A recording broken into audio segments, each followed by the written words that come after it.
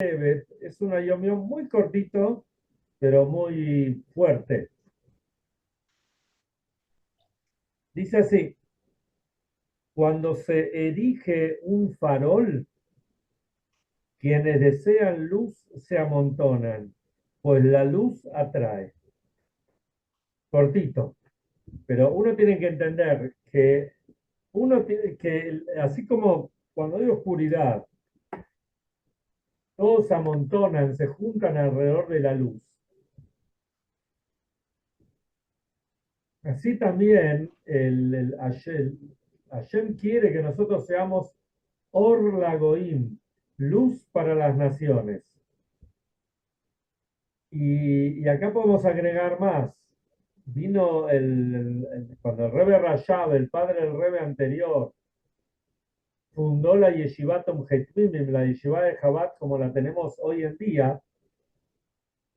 El Rebbe quiere que los alumnos, los Tmimim, los alumnos de la Yeshiva, sean, en inglés se dice lamplighters.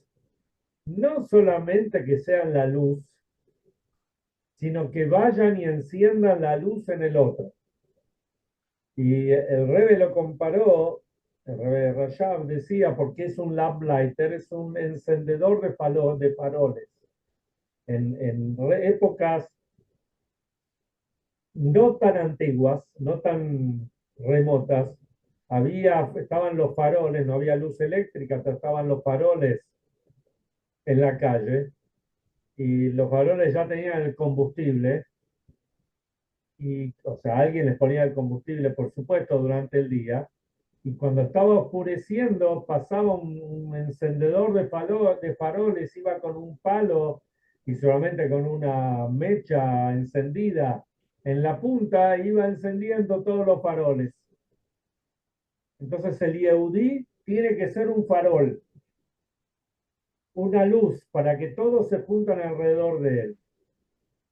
Pero a su vez hay que ser un encendedor de faroles para ir a encender en cada Yehudí la chispa que hay adentro y que está apagada.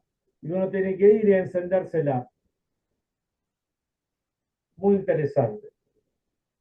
La semana pasada, o sea, el Shabbat pasado, terminamos de leer Parshat Vayechi. Parshat Vayechi es la última Parsha del libro de Bereshit.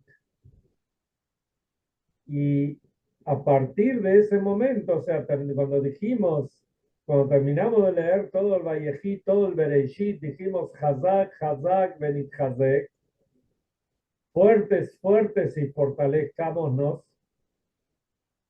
A partir de ahí ya empezamos a la tarde, Shabbat a la tarde, leímos el Parshat Shemot, el comienzo del segundo de los libros de la Torá. Shemot, que el mundo lo llama Éxodo, nosotros lo llamamos nombres. La Torá se lee mínimo en 4 ocasiones por semana, Shabbat a la mañana y Shabbat a la tarde, lunes y jueves, Shabbat a la mañana, Shabbat a la tarde, perdón, Shabbat a la tarde, lunes a la mañana y jueves a la mañana, leemos la primera parte de la Parsha que terminamos, que la completamos o la leemos toda el Shabbat a la mañana en la mitad de la tefilá después del Shaharit. Y esto es una imposición, digamos, una enseñanza de Moshe, una tacaná de Moshe, para que no pasen más de 3 días sin escuchar la lectura de la Torá. Volvamos a nuestro tema. La parsha esta que empezamos a vivir, todo el libro que empezamos a leer, a vivir, que es el segundo libro de la Torá, y la primer parsha que tiene el nombre de todo el libro, que se llama Shemot, se llaman nombres, empieza diciéndonos, Eile Shemot Bnei Israel Abaim Mitzrayma, estos son los nombres de los hijos de Israel que vinieron a Egipto, y ahí nombra a todas las tribus. Y después dice, Vayamot Yosef, Bejol Eja, Bejol Adorau. Y falleció Yosef y sus hermanos y toda esa generación. Después dice que la nueva generación empezó a reproducirse de una forma exponencial. Cada embarazo eran de 6 chicos, 6 trillizos. Y así pudo ser que en el curso de apenas 210 años, de 70 almas pasaron a ser varios millones de personas, algo imposible si no fuera de esta manera. Cuando empezaron a reproducirse de esta manera, dice la Torá, Vayakom Melech Hadash al Mitzrayim, que en Egipto hubo un rey nuevo. Hay una discusión entre los sabios en el Talmud, y Rashi lo trae, Rabbi Shmuel. Rab dice que era realmente un rey nuevo, y dice, Shelo Yadet Yosef, no lo conocía a Yosef. Y aunque haya sido un rey nuevo y realmente no lo haya conocido porque nació después o creció después, a nadie se le puede ocurrir que después de todo lo que Yosef hizo, especialmente por el pueblo egipcio, que los mantuvo, les vaticinó que venían los años de abundancia, los años de sequía, no solamente eso, sino que habrán ganado una fortuna de plata. El PBI per cápita en Egipto habrá subido esos años en forma impresionante, porque en el único lugar donde había granos era en Egipto, pero en realidad el único que tenía los granos, como estudiamos las semanas anteriores, era Yosef, porque a todos los demás se les pudrieron los granos. El que tenía granos para vender, al único que no se le pudrió fue a Yosef. Entonces Yosef contribuyó a la cultura y especialmente a la economía egipcia de una forma, sostuvo a Egipto como la superpower, como la superpotencia del momento. Entonces, pero ahí vino un rey nuevo que se dijo, yo no lo conozco a Yosef. ¿Quién es ese Yosef?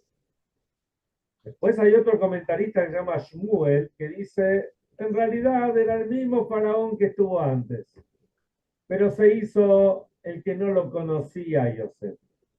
O sea, cambió su posición. A veces uno piensa que hoy en día hay gente que cambia de posición, de derecha a izquierda, al centro, qué sé yo, por la conveniencia del momento. Pero en aquella época también sucedía.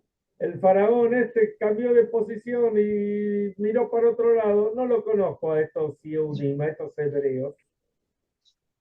Entonces reúne él a todo eh, su, su gabinete, a los brujos, a los consejeros, y dice, hay que hacer algo acá, porque estos están creciendo de una forma, se están reproduciendo en una forma tremenda, y después nos van a echar a nosotros o se van a ir. Y ahí es donde le dieron el consejo, ¿sabes qué, faraón? Porque los astrónomos habían visto en las estrellas que el Mashiach de Israel, el Salvador, el Redentor de Israel, él estaba por nacer. Y no solamente que estaba por nacer, sino que él iba a ser castigado por el agua. No sabían cómo iba a ser el castigo, que eso realmente fue muchísimos años después. Y por eso Moshe no entró a la tierra de Israel. Pero dijo, todos los varones que nazcan hay que tirarlos al Nilo. Tirarlos al Nilo, que el Nilo era la idolatría de los egipcios. Entonces, tirémoslos ahí directamente y las chicas las dejamos vivas. Como explica el Rebe, no vivas como ellas quieran, sino con una vida asimilatoria como queremos acá en Egipto. Algo interesante que la Parshá se llama Shemot, nombres. El nombre representa, identifica la esencia de la persona. Hasta tal punto que, como está trayendo en los libros, que cuando una persona lo aleino se desmaya y una de las formas para poder despertarlo es susurrarle el nombre en el oído, porque eso despierta la esencia de la persona. Dice que por tres, así explican los sabios, por tres cuestiones que los Yehudim cuidaron en Egipto, no fueron, fueron redimidos de allí. Uno, que no cambiaron los nombres. Otro, que no cambiaron las vestimentas. Y otra, que no cambiaron el idioma. Estos tres pilares fueron las que sostuvieron al pueblo. Pero como dice, no, echa la ley, echa la trampa, se puede decir. O mejor dicho, como explican los sabios del Talmud, los sabios del Talmud dicen Makar refuale Magdim refuale Maká, que Hashem adelanta el remedio antes que la enfermedad. Entonces, estaban las parteras se llamaban Shifra y Púa, así lo llaman la Torá, que en realidad eran Yochebed y Miriam, la mamá y la hermana de Moshe, y el faraón las manda a llamar a ellas y le dicen, ¿saben qué? Ustedes trabajan para mí, ¿eh? Ustedes pertenecen acá al sindicato de sanidad que está bajo el gobierno. Entonces, si nacen varones, los tienen que entregar para que los tiremos al Nilo. Solamente si nacen mujeres, no las van a dejar vivas. Pero como nosotros queremos. ¿Qué hicieron las parteras? Las parteras se sacrificaron y obviamente no mataron a nadie, a ningún chico. Cuando las llamó el faraón y le dijo, ¿qué pasa que no me entregaron ningún chico? Ellos le dijeron, muy sencillo, cuando las mujeres están por tener familia, ya no nos llaman a nosotras. No, ellas son parte, hacen el parto solas. Y esto era jugarse el pellejo, jugarse la vida. El faraón digamos, las premió, no, perdón, me salió al revés. Hashem las premió, dice, a Sala en Batim, les hizo casas. ¿Qué son las casas? Dentro del pueblo del léxico judío, la casa se refiere a las familias también, no solamente Vieron que también entre los reyes están las casas de los Tudor y las casas de los Borbones y las casas de los Estuardo, etcétera. Leandil, esto viene de los Yehudim. ¿Cuáles eran las casas que le dieron? Hashem las premió con la casa de los Kohanim, la casa de los Leviim y la casa del reinado del Malhut, que los Kohanim y los Leviim vienen de Yochebed y el Malhut, el reinado, viene de Miriam. Previamente la Torá nos cuenta que ahí sí los esclavizaron a los Yehudim. ¿Y cómo los esclavizaron? Haciéndoles, entrando, metiéndolos en la construcción. Tenían que hacer ciudades de depósito y era trabajo muy pesado, como dice Abodat Parej, un trabajo, Abodat Parej es un trabajo sin sentido. Por ejemplo, que es peor que el trabajo en sí. Si yo, por ejemplo, tengo un empleado y le digo, mira, haceme esto, esto y esto. Una vez que el empleado terminado de hacer todo, si no tengo otra cosa más para hacerle, le puedo decir dos cosas. Descansar un rato hasta que haya trabajo. Pero puedo decir, mira, hoy no hay más trabajo, te pago igual las horas, pero volvete a tu casa. ¿Qué hacían ellos? Abodat Parej es un trabajo sin sentido. Les hacían trabajar de más, hacerle cosas que no era necesario hacer. Y eso desgasta, destruye a la persona. Uno se pregunta, ¿cómo puede ser que los Yehudim, de ser digamos, eran la familia de Yosef, vivían en un lugar privilegiado en la tierra de Goshen, ahí en Egipto, digamos, en el Cairo, en las afueras del Cairo? ¿Cómo puede ser que pasaran a ser esclavos? Y la respuesta es que no fue, la esclavitud no empezó de un segundo para el otro. Primero le dijeron a los Yehudim, venga, vamos a trabajar, vamos a hacer, como se dice en Yiddish, vamos a hacer Geschäften, vamos a hacer negocios. Los Yehudim, porque en un principio los Yehudim eran pastores de ovejas, pero obviamente empezaron a reproducirse y seguramente no todos querían ser pastores y vinieron a la ciudad a laburar, a trabajar, a hacer negocios. Una vez que estaban en la ciudad haciendo negocios, bueno, ahí ya empezaron despacito a embromarlos hasta que terminaron siendo esclavos. Después la Torá nos cuenta sobre el nacimiento de Moshe, que solamente todos lo van a leer y van a ver que con todos los detalles. El Midrash nos cuenta cómo fue que Hashem eligió a Moshe eh, para ser digamos, el líder del pueblo de Israel. Y cuenta que Moshe era pastor de ovejas. En lo del suegro de él se había casado con Zipora. El suegro de él era Itro, que era el gran sacerdote de ahí de los midianitas, después se convirtió al judaísmo. Entonces cuenta el Midrash que a Moshe una ovejita se le escapó. Todos conocen la historia, se escapó la ovejita, Moshe la siguió para acá, llegó para allá, y hasta que se quedó en un lugar para tomar agua. Entonces, o sea, entonces Moshe vio, te estaba sedienta, tomó agua, pues la levantó, la cargó y la llevó de vuelta al rebaño. Todos sabemos, no sé si todos saben, pero yo que me tocó, digamos, compartir con mucha gente que trabaja en el campo, especialmente con ganado, sea cual fuere,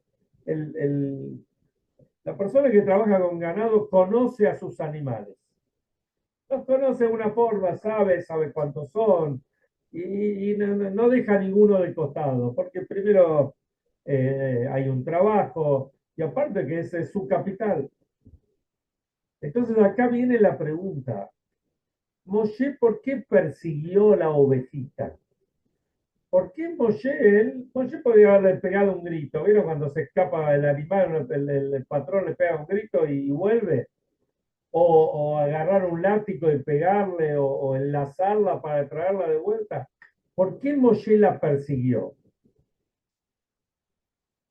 Y acá está toda la respuesta, todo el secreto por qué Moshe fue elegido. Un verdadero pastor, un verdadero rebe, un verdadero líder, no solamente enseña al pueblo, enseña a su rebaño, sino el verdadero líder se preocupa por cada ovejita y ovejita, por cada miembro de su comunidad, por cada miembro de su pueblo. Entonces, que la ovejita se haya separado del rebaño, el objetivo no era traerla de vuelta, sino ver cuál era la necesidad de la ovejita. Por eso es que Moshe la dejó ir y la persiguió para ver qué es lo que le pasaba a esta ovejita. Cuando vio lo que le pasaba, que tenía sed, la dejó tomar, la levantó y la llevó de vuelta. No era simplemente devolverla al rebaño como una oveja más, sino cada una tiene su necesidad. Entonces Hashem vio en Moshe que él es la persona indicada para conducir al pueblo. Y después fue cuando se le presenta, y eso lo tenemos en la parashá de la semana, como se le presenta en la zarza ardiente, en el Sne, que en realidad era en el monte Sinaí, en el monte Joreb. Cuenta el Midrash, cuentan los sabios, el Talmud habla también de esto. 7 días Hashem estuvo hablando con Moshe para convencerlo de que vaya a hablar con el pueblo, que vaya a hablar con el faraón y le diga que va a sacar al pueblo de Egipto. Y Moshe dio todo tipo de pretextos. Primero dijo, voy a ir a hablar con el pueblo. Pero así, ¿quién te llamó? ¿Quién te mandó? Entonces Hashem le dijo, decile que yo te mandé. Eye, ayer, eye me mandó. Después dijo, ah, voy a ir a hablar con ellos, ¿acaso me van a dar bolilla? No van a dar bolilla, porque yo vine, les dije que los voy a sacar, ¿me van a creer? Pero Hashem le dijo, te voy a dar pruebas, y ahí le dio la prueba del bastón que se convirtió en serpiente, después volvió a ser bastón, y la prueba de que él quedó, el brazo de él se convirtió en zarat, en lepra, y después la sangre, y, y Moshe seguía, fíjate, Moshe le dice, pero yo no puedo ni hablar, ¿quién soy yo para hablar? Yo soy tartamudo, como es conocida la historia, que era tartamudo de chiquito porque se me eligió un carbón y se lo metió en la boca. Entonces al final dice que Hashem se enojó, y cuando Hashem se enojó, ahí Moshe aceptó. Acá viene la pregunta, que tuvo que esperar que Moshe, perdón, que Hashem se enoje para recién ir a hacer caso. ¿Por qué no hizo caso antes? En realidad el enojo de Hashem no era un enojo, no se puede decir que Hashem se enoja para castigar. El enojo de Hashem era porque Hashem quería el bien del pueblo de Israel y Moshe no quería ir. Moshe en su humildad pensaba que no era la persona para ir, hasta incluso en un momento dijo que vaya Aarón, que vaya mi hermano. Entonces cuando Moshe vio que Hashem se enojó, digamos, figurativamente el dolor que esto causó en Hashem, que está demorando la redención del pueblo de Israel, ahí Moshe captó cuál era el objetivo y ahí Moshe fue. Y esta es la forma como un líder se manifiesta. Un verdadero líder no es simplemente el que da pecudot, el que da órdenes. El verdadero líder, por supuesto que tiene que dar órdenes, porque tiene que indicar cuál es el camino, qué es lo que hay que hacer. Pero como dijimos antes, el verdadero líder se interesa por cada ovejita, se interesa por cada miembro de su comunidad, de su pueblo en este caso. Porque Moshe es como el Rebe, era el Rebe de ellos. Rebe es Rosh Bnei Israel, la cabeza de los hijos de Israel, y ahí están incluidos todos.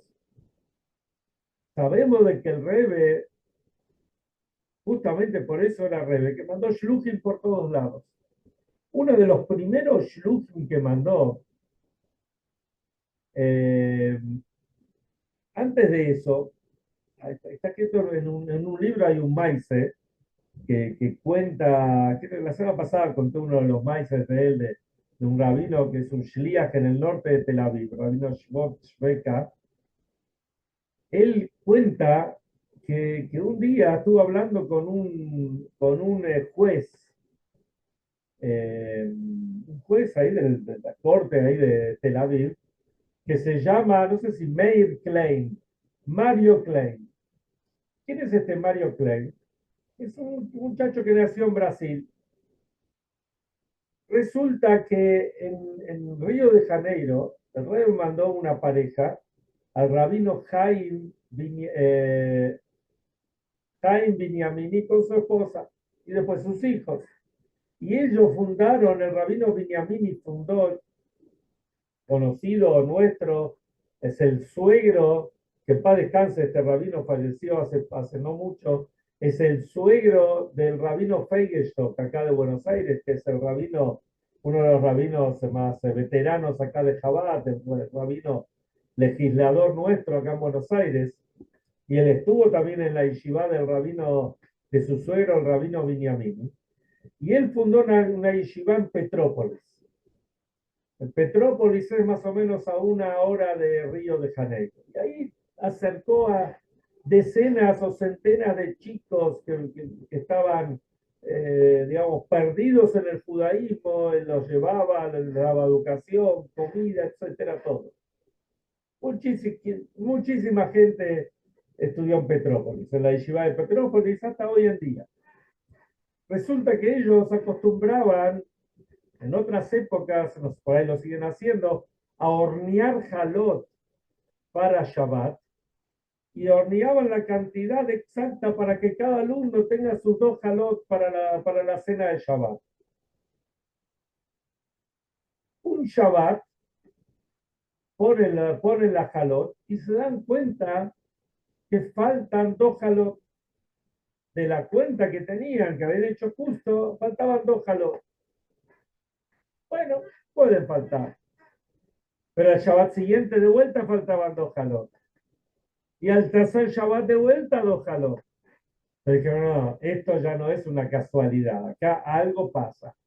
Agarraron a uno de los que trabajaba ahí, lo pusieron de campana y le dijeron, si pescas a alguien llevándose la jalot, llévaselo al director. Así fue. Había un muchacho, entró uno de los muchachos de la yeshiva, entró a la cocina o al depósito donde estaban las jalot, se llevó dos jalot y ahí lo pescó esta persona y se lo llevó al director, al Rab Binyamin. ¿Quién era este muchacho? El que está contando el maíz, el juez Mario Klein. Bueno, lo llevan a la dirección, a la oficina del rabino Binyamin. Está todo muy lindo, todo muy bien, pero cuando llegan ahí, el tipo le cuenta lo que este chico hizo. Entonces el Rab Binyamin le dice, decime, porque la verdad lo podía haber reprendido, le podía haber dado un castigo, etcétera. Decime, ¿vos tenés hambre? ¿Te quedás con hambre? El chico le dijo que sí. Agarró, la llamó a la esposa, le dice, Rifke, traeme un poco de comida acá para Mario. Y le trajo todo un montón de comida que tenían para Shabbat, ya preparada, para que el chico coma. Le dijo, come. Y le dijo así el rabino al chico. Le dijo, Mario, si vos vas a tener hambre, no tenés que ir a buscar jalón. Vení acá y acá nosotros, yo te voy a dar comida lo que necesitas. Imagínense, hoy en día esta persona es un juez en Eretz HaKodesh, en la tierra de Israel. Entonces, ¿cómo realmente hay que conducirse? ¿Cómo es un verdadero líder? El líder es el que trata a la persona como corresponde. Y ahora me viene a la memoria algo que me pasó con mi rebe. O sea, yo tengo tal rebe, el rebe conocido, pero el Shelías del rebe acá en Argentina, que fue mi maestro, fue el rabino Berl Bongarten, el primer Shelías del rebe acá. Lo cuento rápidamente. Yo me acuerdo que todavía era chico, que se yo tendría 12, 13 años, no sé si tenía. Y me acuerdo, fui al peluquero. Ustedes saben, nosotros los judíos tenemos que dejarnos, algunos se dejan las peot completas, pero por lo menos hasta el huesito hay que dejarse las peot, hay que dejarse la patilla. Obviamente yo no tenía barba ni me crecía la patilla, pero tenía que dejar un poquito. Pero ustedes saben, en aquellas épocas no era tan fácil. Uno tenía medio vergüenza, lo que sea, y no le dije al peluquero que me deje la patilla. Y bueno, cuando llegué al día siguiente a la yeshiva, me ve el rabino, entonces me dice, ¿qué pasó con tu peor? Y bueno, le dije, el peluquero me la cortó, qué sé yo. Le metí un cuento, o sea, no, me da vergüenza decirle que no le dije nada al peluquero. Entonces me dice, ¿sabes qué? La próxima vez que vayas, no ponete las manos así. Entonces el peluquero no te lo va a tocar. No me retó ni nada. Me dijo, ponete las manos así. Es algo que no, hasta hoy en día me lo acuerdo, pasaron como más de 50 años, más 55 años, qué sé yo. ¿Se dan cuenta? Eso es un líder. Un líder es el que se preocupa por cada ovejita, ve lo que le falta y le da la indicación. Que Hashem ayude que ya nuestro líder se revele, venga el Mashiach y así como en aquel momento Moshe redimió al pueblo de Israel, obviamente la indicación de Moshe, de Hashem, así también sea con nosotros y el Mashiach nos lleve Sí. directamente a Israel.